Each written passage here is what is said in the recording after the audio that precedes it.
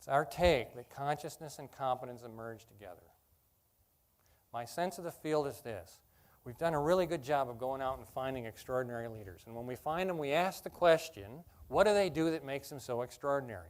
We've done really good research on defining the behaviors and the key competencies that makes them effective. The question we haven't asked is, what operating system are they running?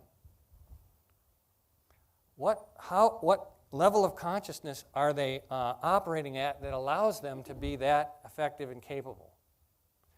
And it turns out that there's a very high correlation between measures of effectiveness and competency and consciousness itself.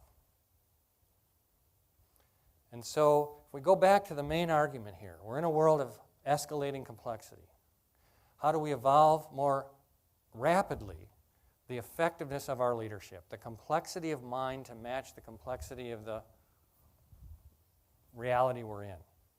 We think that's a unique and blended approach. We need a more complex approach to leadership that takes the best of what we've got in competency development and combines it with how we develop consciousness itself. And that's what the Leadership Circle's about. And so I'd ask you to think about leadership in your organization. We think it's an imperative now. That if we aren't really investing in leadership, and that we're likely to fall behind, right? But I also think it's an imperative for the world. It's no secret that the world's in a world of hurt. The kind of trends that are emerging of, population growth, demand pull on commodities, and you're seeing price increases on commodities now, shortages of water, food, global warming, regional violence, and so on. My take is that it's only with leadership at higher order complexity, higher order consciousness. I think we're right in what Einstein said. The solutions to these problems are not going to be found from the level of consciousness that created them. They will only be found from leadership at higher order level, higher wisdom.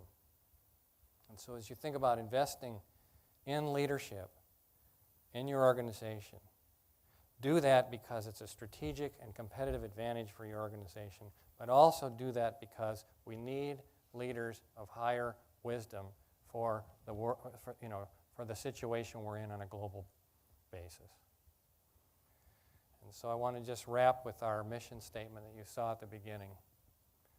We exist to evolve. I love that statement, actually. We exist to evolve the conscious practice of leadership. We exist to evolve the conscious practice of leadership, to steward the planet and awaken us to our inherent unity. At the highest levels of consciousness, human consciousness, beyond the integral level that we just talked about, there's a startling and astonishing inherent unity that becomes utterly obvious. And it's my take that we're only going to solve the collective problem of our human situation from a presumption that we share a larger inherent unity than that which keeps us so separate.